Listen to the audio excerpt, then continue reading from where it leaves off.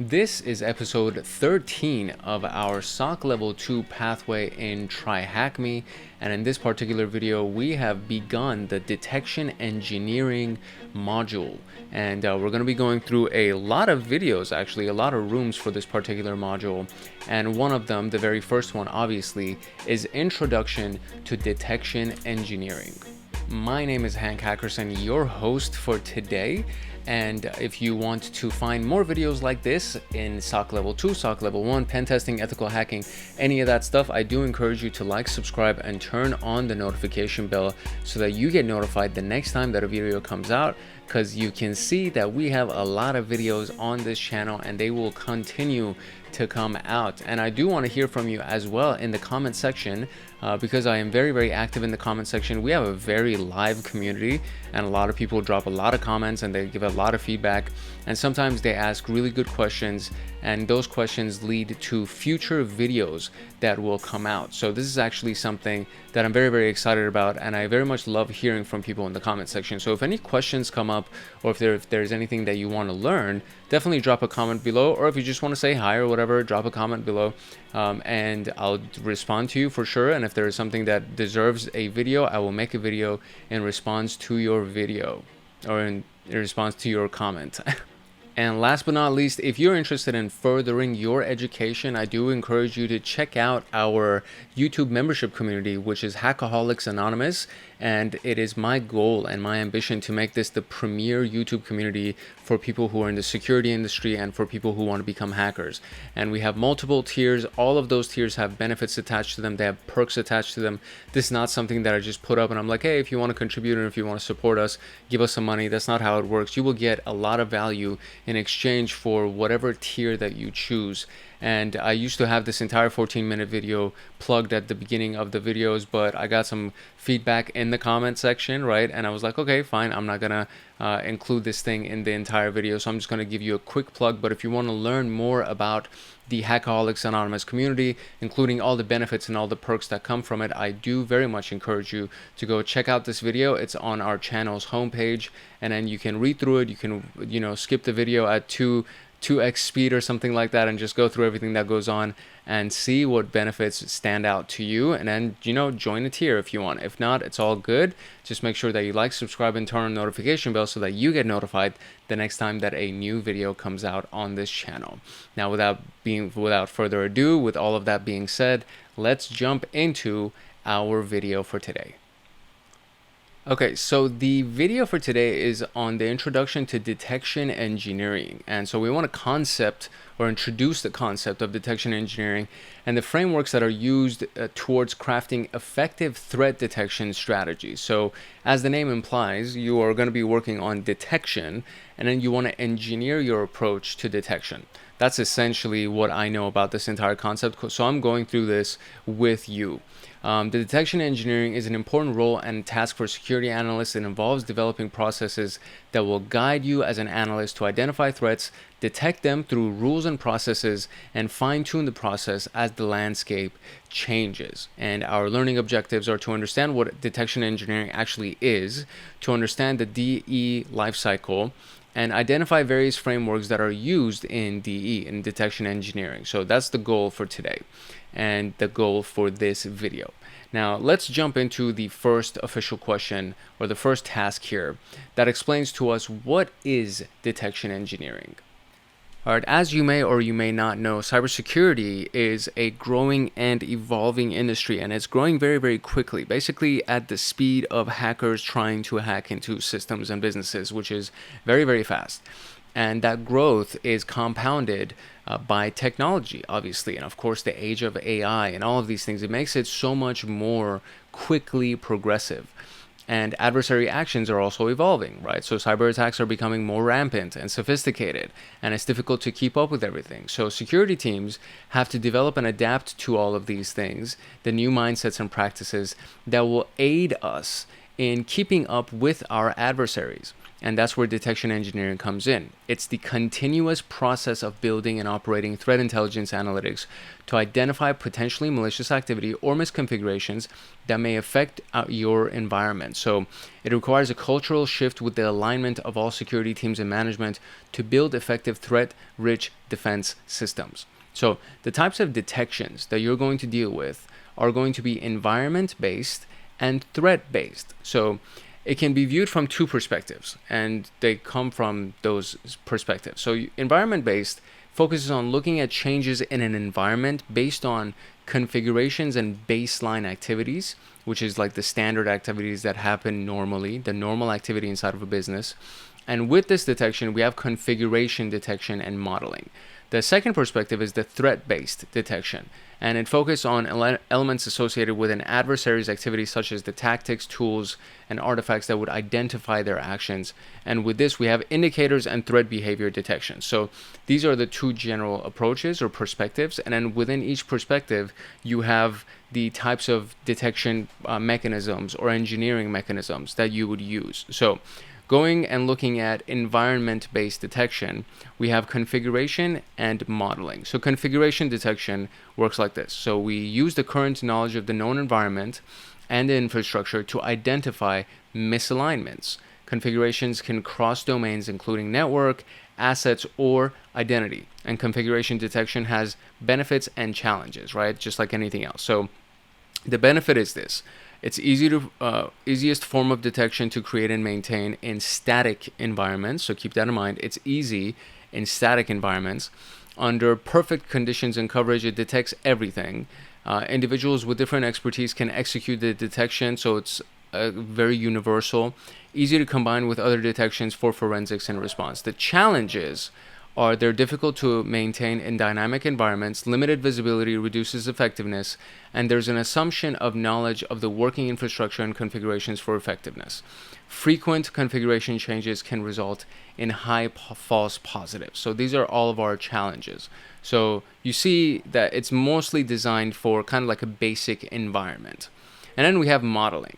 Threat detection under modeling is defined by baseline operations. So you need to first understand what the baseline, the basic regular activities and operations are, and then recording any deviations that occur. And deviations are considered to be anomalies. So you find out what normal operations are supposed to be like, and anything that falls outside of normal operations is considered a deviation or an anomaly.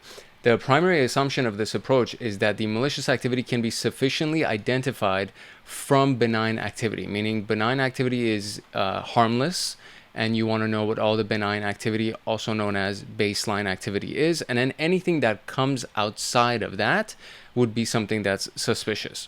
And the approach involves building an asset or activity profile that includes the baseline events, time and data threshold, and an in-depth look into baselining shall be discussed in our next task. So we're going to talk about that.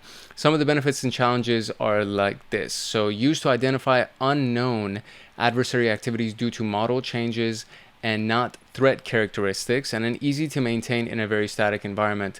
The challenges are a lot. So there's no context of threat activity during investigations. It's difficult to maintain in dynamic environments. Limited visibility reduces effectiveness, assumes in-depth knowledge of the working infrastructure and configurations, and potentially adds existing malicious activity into the model. So that may not be good, because when you're establishing your baseline, if somebody's already in your system, and now they're part of the baseline, their activity is going to be assumed to be normal, and that could be a big problem.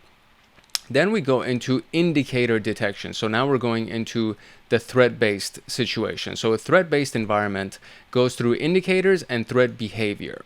And so indicator detection, indicators are pieces of information that identify a state and context of an element or an entity.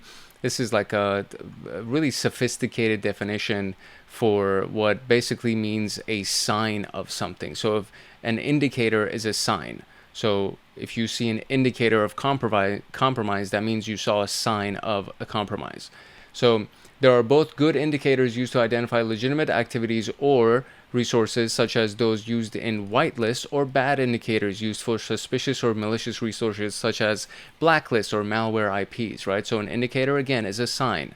So it's a sign of a good activity or a sign of a bad activity.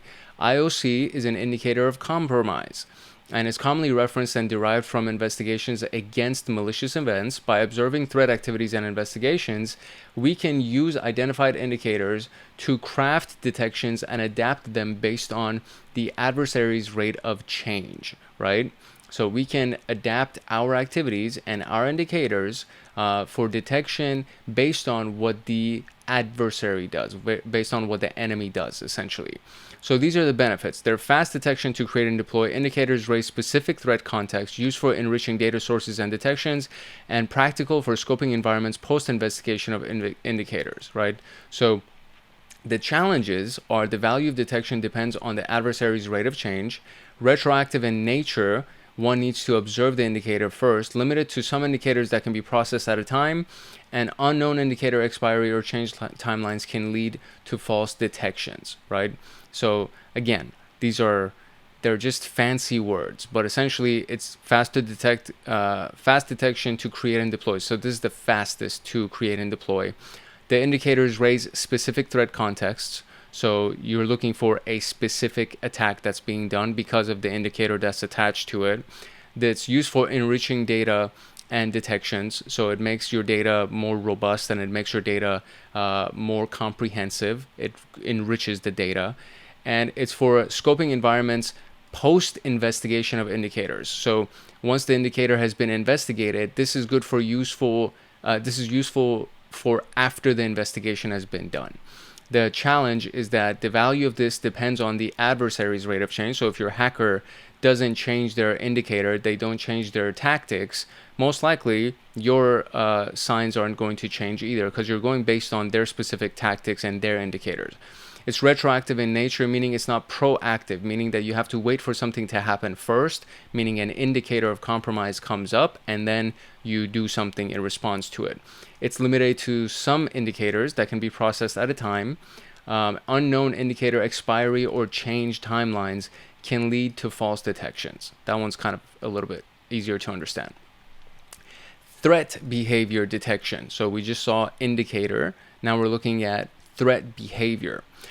So when we look at an adversary's tactics, techniques, and procedures, TTPs, to conduct an attack regardless of any specific indicators, that's what we do as an analyst in general. This makes the detection more scalable beyond the indicator. Through this, analysts can focus their efforts more efficiently on responding to the threat and mitigate against it, instead of utilizing time and resources to understand how and why alerts are triggered. So you just find the threat that's actually being done instead of looking for signs and trying to figure out if that's actually real or not. Threat behavior detection can be paired with established workflows and playbooks to provide best practices that can be followed during an investigation. The benefit is that it withstands the adversary's rate of change. So it doesn't matter what they do, because we're mostly going after the threat, not an indicator. It's easy to tune to adapt to different environments. There's low rates of false positives because, again, you're responding to threats. Integrates with defensive playbooks and automated remediation. The challenge is that because of the complexity, a lot of data is required to provide something that is complete. Moderately difficult to make initial implementation due to baseline assessments, and only detects similar threat behavior based on the set analytic, and modifications must be made if detections must be reused across industries. So it seems to involve more hands-on and energy investment than any of the other ones that we saw. But the idea here is to combine these detection in more robust defense systems. For example, model-based detection can be strengthened with expert-led configuration detection to reduce the chances of having false positives. So you want to combine all of these things, because there's portions of them that are really good and really quick and not as in-depth, and then there's portions of them that are really in-depth but they're not as quick, and you have to configure them and be more actively managing. So detection as code. We see this a lot right here. So something as code, meaning automated, right? So detection as code is a structured approach to writing detections by incorporating software engineering best practices.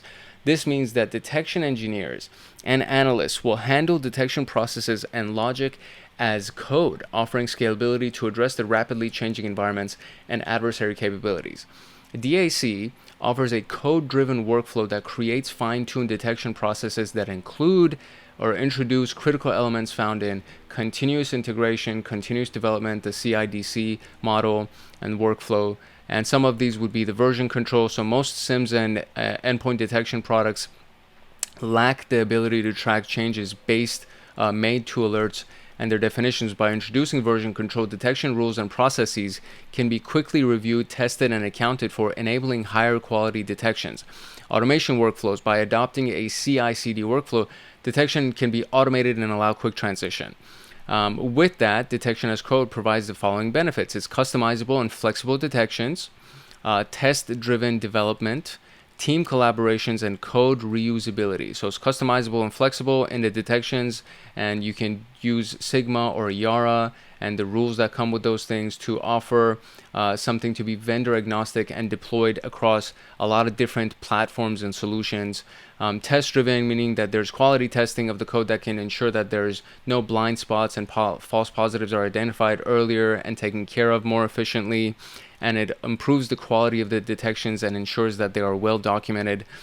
Team collaborations means that CI/CD, which is continuous integration, continuous development, it eliminates isolation between security teams. So everybody kind of comes in on the solution and adds their 2 cents to make sure that everything is done during the coding process correctly. So do it right the first time so you don't have to redo it in the future, right? And then we have the reusability, which is the big part of automation. So you can reuse the same thing. You can reuse it across different companies, different platforms, different industries. It doesn't really matter, right? It's reusable. That's why we like code. Observe a suspicious or malicious behavior is the first step. You model it in your code and then write the test cases. And then now you commit it to version control, and version control goes to the staging and the testing process. They deploy it in production, they tune and they update it, and it goes back to version control. Then it goes to development and staging, and then deployed, and then again tuned and updated. And this part is going to be continuous over and over and over again, because with everything that updates, with every new test that's run, something new might come up, and just the landscape of everything changes. So when the landscape changes, when the attackers become more sophisticated and smart, then we also have to update all of our stuff. So this process is continuous. This part is not gonna change. You're gonna commit to version control, deploy and staging, maybe go back to version control, deploy and staging, and then we go to production, and then you fine tune, and then again version control, deploy back and forth, and this becomes a big cycle, right?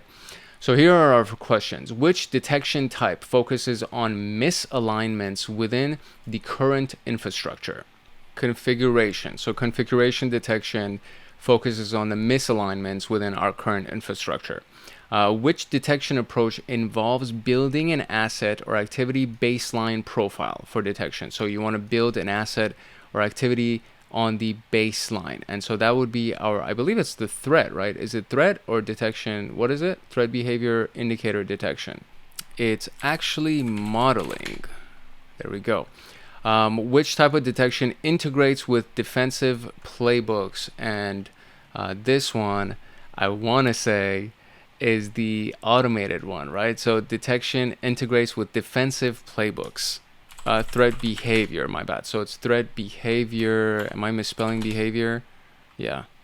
I don't think I misspelled behavior. I think they're misspelling behavior, but all right, whatever.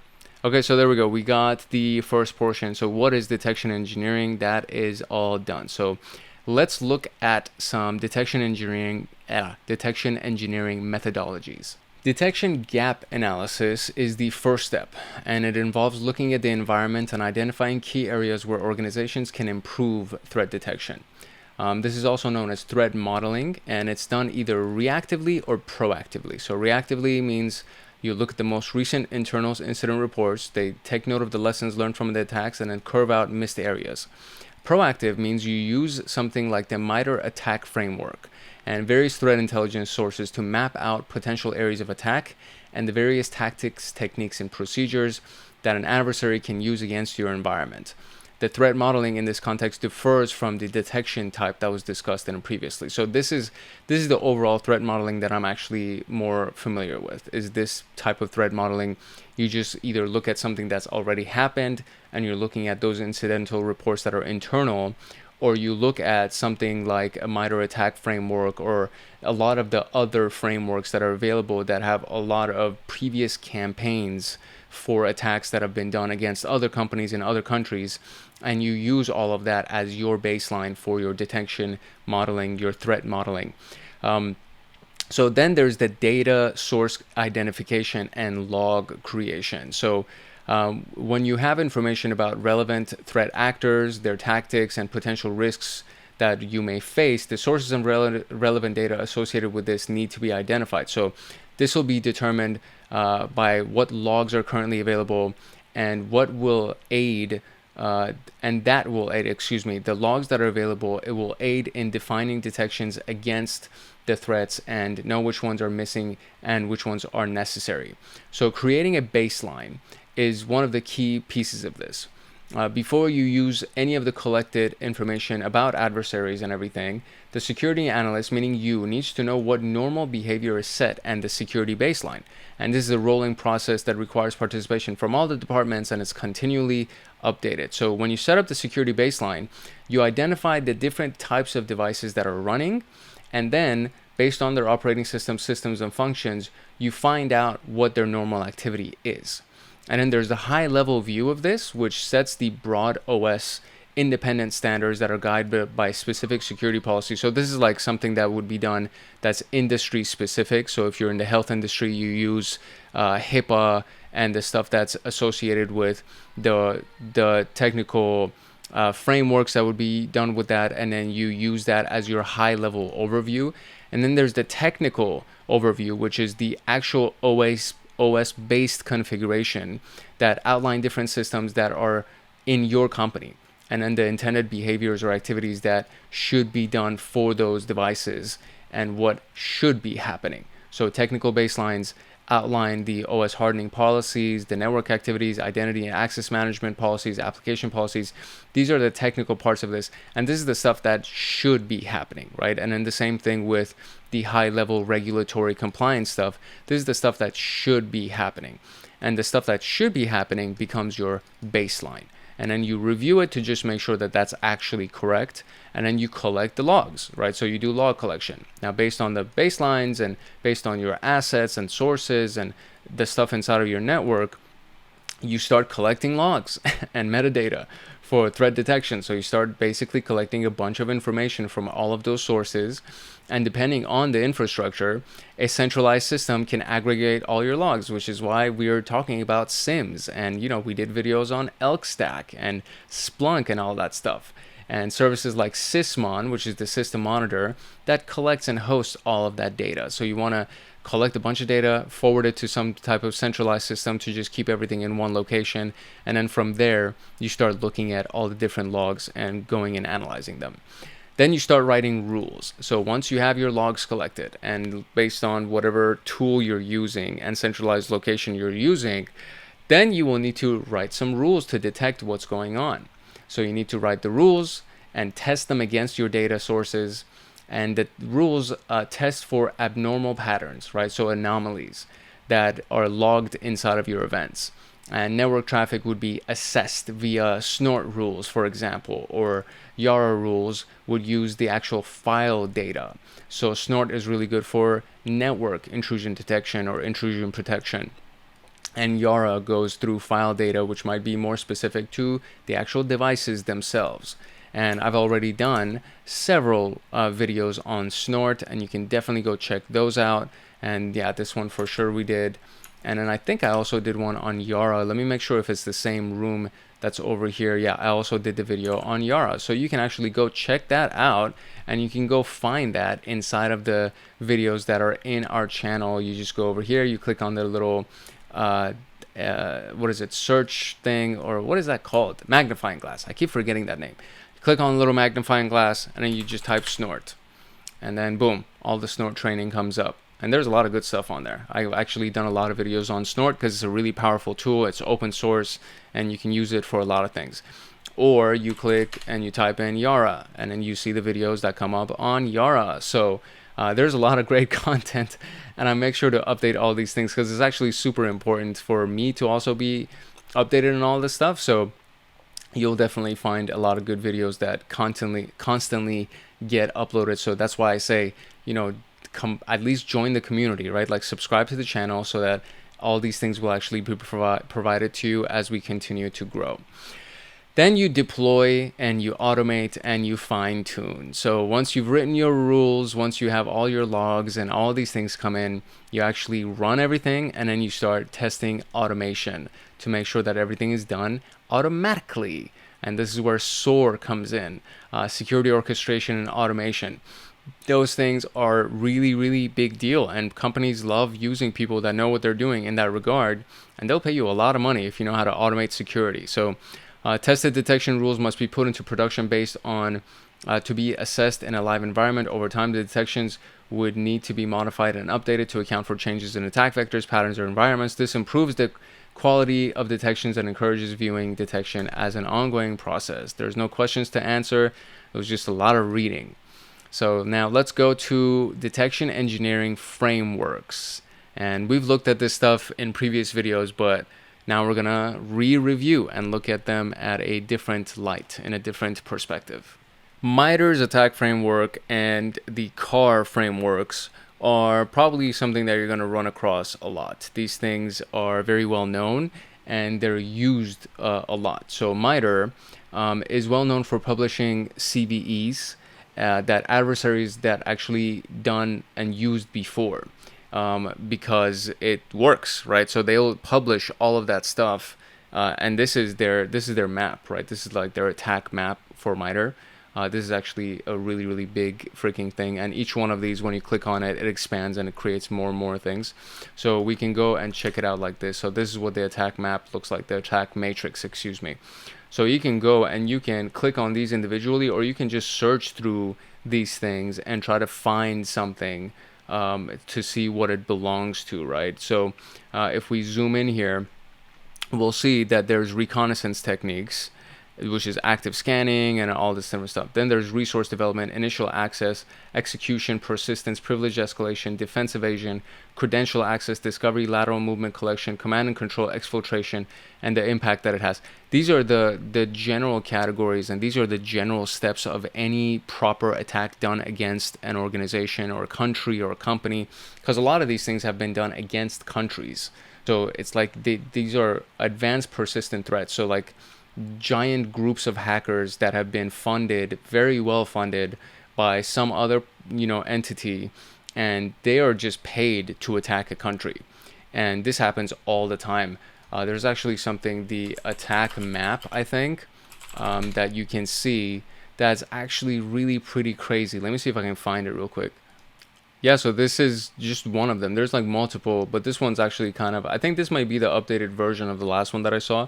But these are live. This is a real-time attack map that's happening from the United States against the United States, going to all the various countries in the world and the attacks that are happening against them. And then you just see how crazy this traffic is, and all the real live attacks that are currently happening from China to China, from Ukraine to Ukraine, from Europe to Europe. Greenland is at peace with everybody. Nobody wants to mess with Greenland. I think there might be like one or two that's happening in Canada against Canada. It seems like Canada is also off the grid and nobody wants to mess with Canada. The United States is getting a good amount of hits. Mexico is getting a good amount of hits. South America is getting a good amount of hits. This is actually really crazy. I love the fact that it's so funny that like Greenland is literally nobody's messing with Greenland. Europe is actually getting a lot of hits. This is actually pretty crazy, inward and outward. That's the thing, right? So it's like there's a lot of stuff coming in and going out of Europe, and this one particular location seems to be sending out a lot of traffic. So yeah, this is the attack map, right? So you can see what all the attacks are that are being done. China obviously is getting a lot, and it's just pretty crazy. Australia is getting a good amount of stuff. So this is pretty crazy. When you really analyze it, and when you try to see what's going on, this is actually really crazy. So there's a lot of stuff that's going on, and these are big hits that are happening. If it lands on that map, that means those are attacks of note being done against countries. And so that's it's just something to keep in mind, that when you look at something like the attack framework, this is based on a lot of data.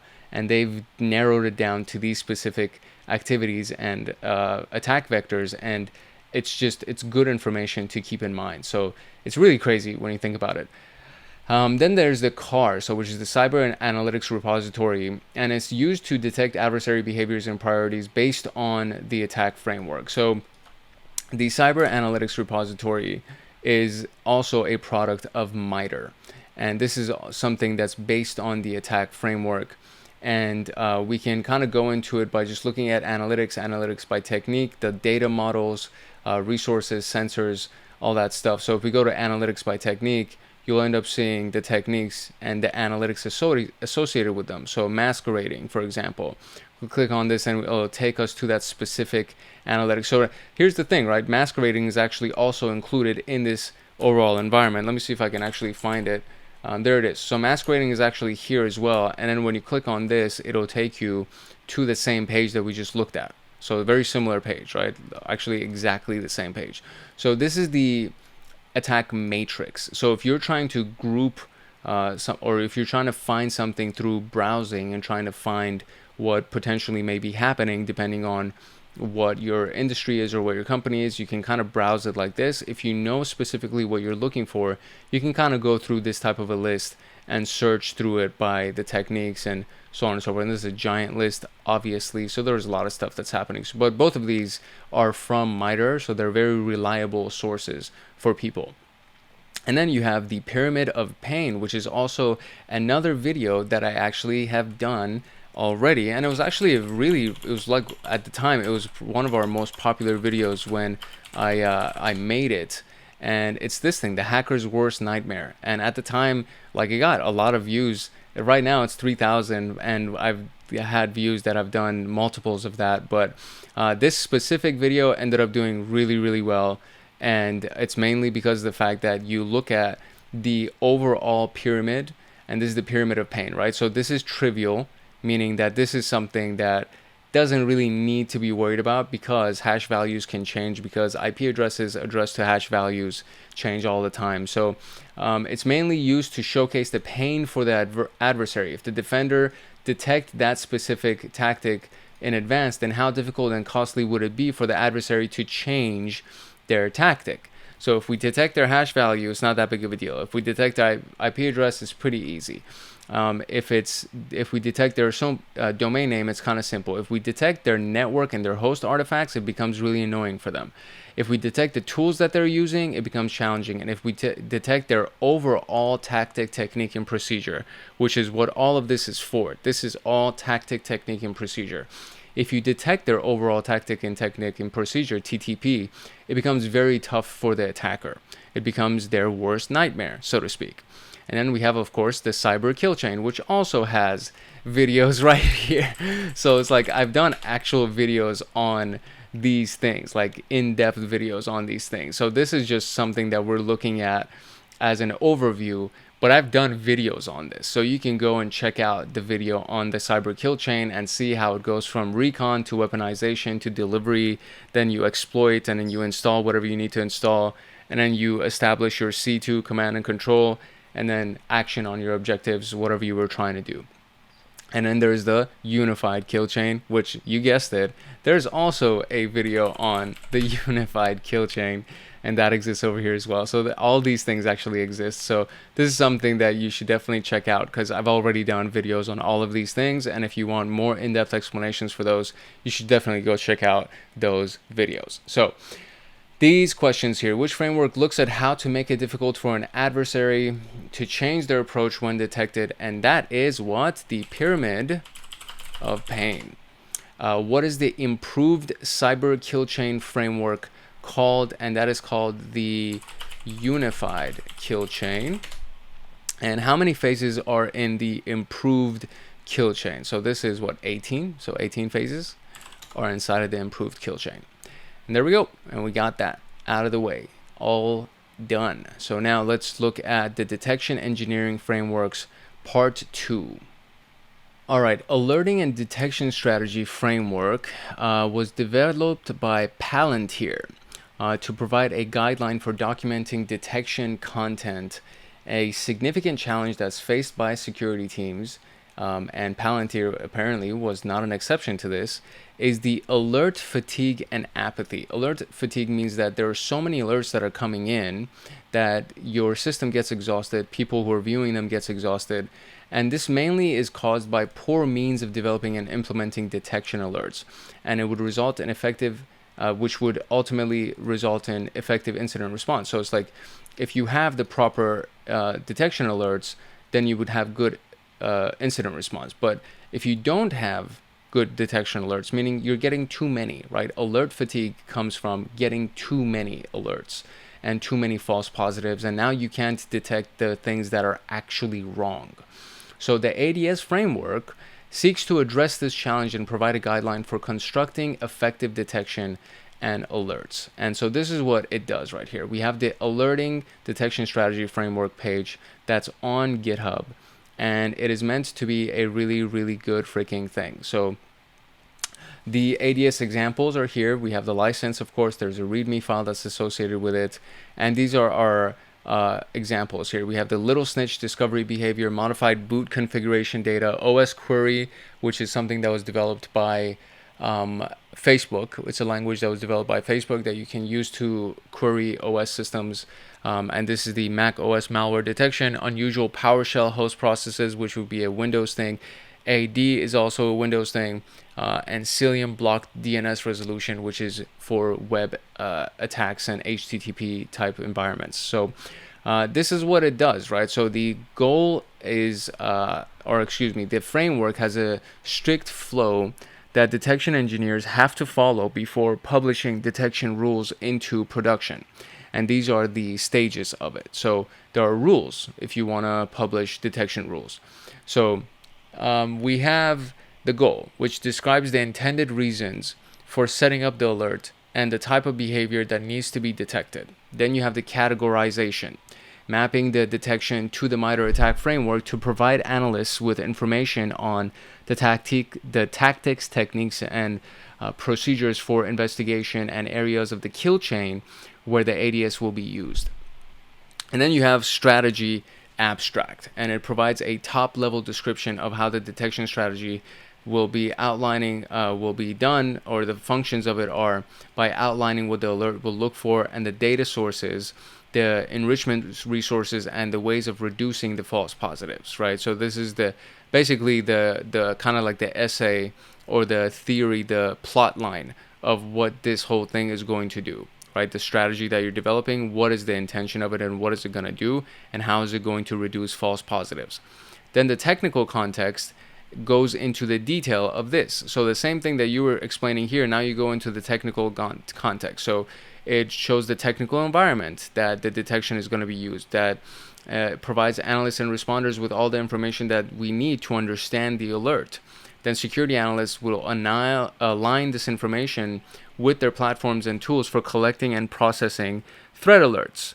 And then you have blind spots and assumptions. So it describes any issues that are identified where suspicious activities may not trigger the strategy, and assumptions and blind spots help clarify ways that the ADS may fail or be bypassed by an adversary. So keep this in mind, right? So you're explaining this is what it would do, this is the technical context of it, and these are the areas that this might not work, and you should keep an open mind and keep your eye out for any blind spots or assumptions.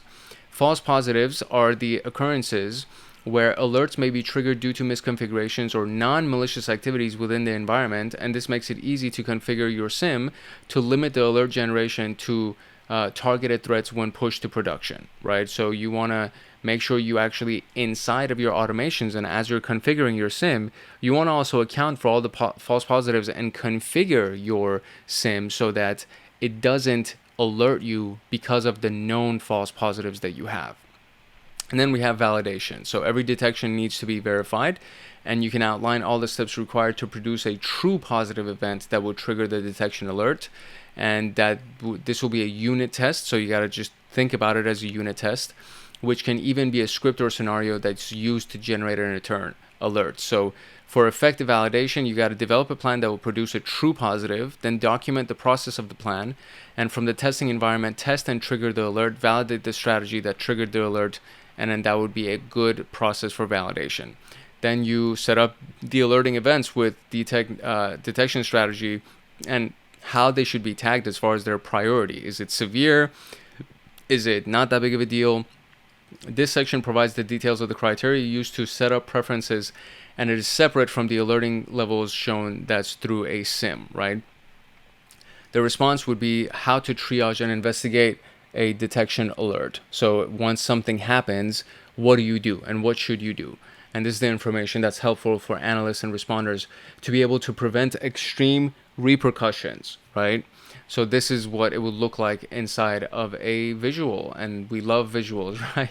So it's like, this is the goal, this is how you categorize it, this is the strategy overview, the technical overview, these are what the blind spots might be, this is how false positives will look like and what you should do in case, this is how you should validate if whether or not something else is false or a true positive, this is how you should prioritize it, and then of course the response and how to respond to it. So detection maturity level model is now another model that we can look at, and this is brought forward by the model in 2014 by Ryan Stillians as a way for organizations to assess the maturity levels concerning the ability to ingest and utilize cyber threat intelligence in detecting adversary actions. According to Ryan, there are two guiding principles for this model. An organization's maturity is not measured by its capabilities of obtaining valuable intelligence, but by its ability to apply it to detection and response.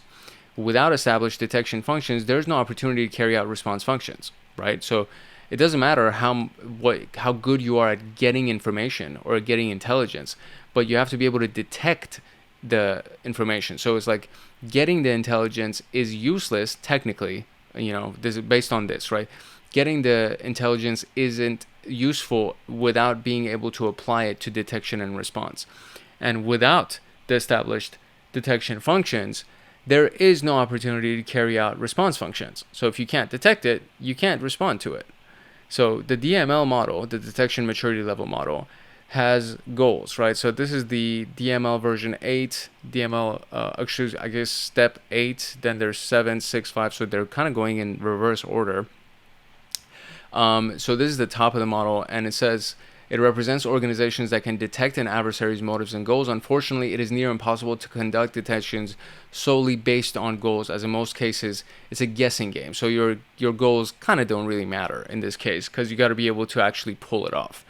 The strategy is the non-technical and represents an adversary's intentions and strategies to fulfill them. So organizations at this level would have a mature intelligence source that will ensure that they have context about an adversary's plans, which will be helpful for responders. Then there's this tactic. So there's a strategy of what the approach is going to be like. The tactic is what they're actually going to be doing. So you have to be able to detect the tactic being used by an adversary without necessarily knowing which technique or tool that they're using. You need to know the tactic that they're actually they're trying to use. And tactics are observable after observing patterns of events that aggregate over time and conditions. And then you have techniques. Techniques are specific to the individual or the advanced persistent threat, the group that's attacking. Therefore, adversaries leave behind evidence of their attack habits and behaviors, and organizations that detect these things is within their environment are at an advantage. And then you have the procedure. Organizations required to detect sequences of events from an adversary at this level, they will be very organized and follow a given pattern, such as pre-exfiltration reconnaissance. Then the tools that are used can fall into two phases. You have the transfer phase, where the tool is downloaded via the network onto a host device and resides on a file system or in memory. And the second is detecting through the functionality and operation. In some cases, this detection would require organizations to perform reverse engineering against adversarial tools, which makes it difficult to cause havoc by understanding their tool's capabilities. So if you know what the tool does, you can account for what it does. And then if you know what it's going to look like when somebody's transferring something into your system or into your network, then you can account for that. So these are like very specific. And this, I would imagine that this is actually a very useful approach. So if you know what a tool does and what it's going to do when it's launched, then you can account for that. You can plan for that and make sure your defenses are set up to detect that, and then you know how to respond to it. Then there's the host and network artifacts. So most organizational resources would be spent gathering IOCs, indications of compromise, and artifacts as threat intel at this level. Unfortunately, in most cases, indicators are observed after the fact, meaning that something's already happened, so now you're kind of responding and you're trying to figure out what just happened. And the threat actor would likely be causing havoc within the network when the artifacts are picked up and investigated. So it's like they've already done the damage. And this has been described as chasing the vapor trail of an aircraft, which seems kind of pointless and useless. And then you have atomic indicators. This level comprises organizations utilizing threat intel feeds in the form of lists of IP addresses and domains to detect threats, which, as we saw earlier, is kind of easy to get around. And then the bottom of the model is that operations at this level have no detection processes established. So it seems like this is kind of the highest level of it, and this is the lowest level of it. But based on what they said is that the pinnacle of the model represents organizations that can detect the motives and goals. Unfortunately, it's nearly impossible to conduct detection solely based on goals, because in most cases it's a guessing game based on what the person is trying to do. So if you can detect these are probably really, really solid, which is why we reviewed MITRE, and these are also super, super solid as well. I think these are very, very solid. So if you can detect what's actually being done and reverse engineer a lot of the things that can be done, and you can account for those, then you're probably going to be in a really, really good position. So this is the visual that's attached to this thing, right? So this is what the adversaries want during an attack, which is these red pieces right here. This is how the adversaries plan to achieve their objectives, which is the tactics, techniques, procedures, and the tools that they're going to use. And then these are the evidence that's been left behind. So the host and network artifacts, the atomic indicators, and of course, nothing at the bottom is pretty much garbage. So in the original publication of this, Ryan described 4 critical uses. So to provide a lexicon for more accessible communication of threat information, to assess detection maturity against monitored threat actors, to assess the maturity of security vendors and products in use, and to provide context to analysts by including the DMLN levels in YARA rules, snort signatures, and SIM correlation rules. And there is that. And now finally, we actually are going to use all of this information in a little exercise in our site. So let's go and check this out. Let's see what this is going to be. All right, detection detective. Here's the scenario. THM, TryHackMe, right now is an online cybersecurity training flag. I love that there's like an explanation for this. THM is seeking to establish a detection engineering process to detect changes made to privileged and administrative groups and accounts in Active Directory. As a detection analyst, you have been tasked with developing the strategy based on a set of questions. Each question comes with one correct answer. Therefore, it is up to you to identify and select it. You will have 3 attempts to complete the exercise before it ends, or before it resets. We're going to use the unusual PowerShell host process ADS framework template below as a guide to what each stage of the framework requires. So this is going to be our template right here for what we're going to be doing for each step of the process, and then we're going to get the flag at the end of it. So let's see what we got over here.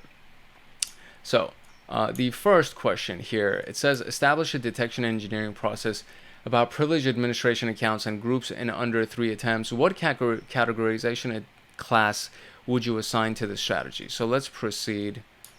How do I do this? Let's proceed. There we go. Okay. So what categorization strategy for PowerShell, I guess, is what we're trying to do here. So execution of PowerShell. The tactic is execution, performs, so on and so forth. So we're looking for a categorization level. So let's see what we can find here.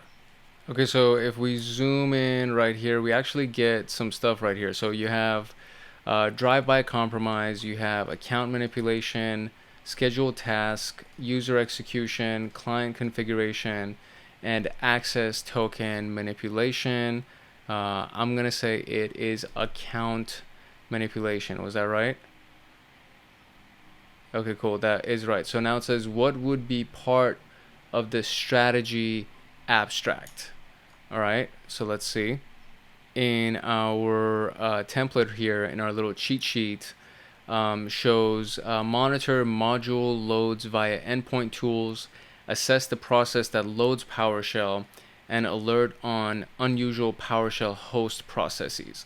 So what would be part of the strategy abstract here? And if we go over here and if we zoom in on here, so we got collect Windows event logs related to AD, suppress any known good PowerShell processes by path and process name, monitor security logs for discrete administration, initiated password changes, I don't think so, alert on any browser related activity, no, monitor enrollment of new multi-factor authorization, no, monitor endpoint logs for file transfers, so I don't think it's any of that. Collect Windows event logs related to AD group changes. I would say that's probably it. Is that it? Yeah, okay, cool. All right, so next question is what would be part of the response plan? So let's go look at potential response right here. So we got compare suspect PowerShell host against whitelist entries, check the digital signature of the binary, identify the execution behavior of the binary. So let's see, we got validate the group modified, user added, and user making the change. We got compare suspect PowerShell host against entries on, I would say that's the answer. Oh, is that wrong? No way. Really? It says identify the application binary corresponds, alert user whenever a password reset request occurs, validate any unusual network connections, apply immediate software patch. I mean, it literally says it compare suspect against whitelist entries, check the digital signature execution behavior of the binary. That's so weird that wasn't even the answer. So validate the group modified, user added, and the user making the change. All right, so okay, I guess that was it. All right. What's the next thing? Oh, this is the flag. Oh, okay. So that was it. That was our flag right there. Let me see if I can copy paste this. Cool. Okay. There you go. That was it. That was kind of straightforward. I mean, I thought we were gonna go through more levels of this, but that was pretty much it. That's what we did for our detection detective exercise. It kind of felt a little bit short. I do recommend that you go and check this out for yourself. So it is a free room, and anybody can deploy these virtual machines and things like that. But it's a read-only kind of a room. There was a lot of reading that I did, and you can definitely just read this for yourself or just listen to this as you're going through these. There wasn't too much activity happening. So this is kind of one of those read-only, listen-only, watch-only types of rooms. And it was an introduction to detection engineering, so I can understand why that's the case. And the other ones we're going to be going through, hopefully, more in-depth stuff where we can actually use these things. And finally, we're going to end up going into security orchestration, automation, and response, which is very, very, very important. And I think that's one of those really big skill sets too. So I think you will find a lot of value in that one in particular. So that was it for this video. I hope you got some value out of it. If you did get value from this video, if you've gotten any value from this channel, I do encourage that you like, subscribe, and turn on the notification bell so that you get notified the next time that a video comes out. And of course, drop a comment because I would love to hear from you. If you learned anything, if you have anything to say, if you have any feedback, if you want information to be shared, and if you want to learn something that you think a video should be made about it, please let me know, and I will definitely go ahead and work on that so that you have that stuff for yourself in the future, and kind of use this channel selfishly, you know what I mean? Like, use it to learn the things that you want to learn. If you can't find any decent videos, I do pretty in-depth videos. I do like long form videos, and I go deep into the concepts and strategies that we talk about. And so literally I have videos that are 3 hours long, 5 hours long. So it's like there's a lot of stuff that you can definitely get access to, and I would be more than happy to do something like that for you. So drop a comment, let me know what you think, and if you have any questions, and like, subscribe, turn on the notification bell so that you get notified the next time that a video comes out. And if you want to get the more advanced stuff, I do recommend that you check out Hackaholics Anonymous, our membership community on YouTube. And we have a lot of great tiers with a lot of great information, a lot of great giveaways and perks and things that people get access to. For example, you can have direct conversations with me, and we will do live recordings for you, and not necessarily even recordings that are distributed on the public channel, because it's limited to people who are inside of the membership community, and you can ask all of your questions directly from me. You get access to me during through our Discord chats, and I'm just very, very responsive, obviously, and I create videos specifically, create automation scripts and all those things for our membership community. So that would be one of the very many perks that are available to our membership community, and I highly recommend that you check that out. At the very least, see what's about. You don't have to sign up for anything, but see what it's about and see if there's anything that we can do for you in that regard. It's your boy Hank Hackerson at Hank Hacks Hackers, your favorite network and system protector / attacker. Love, peace, and chicken grease. If no one else loves you, Hank loves you. I will see you in the next room. Later.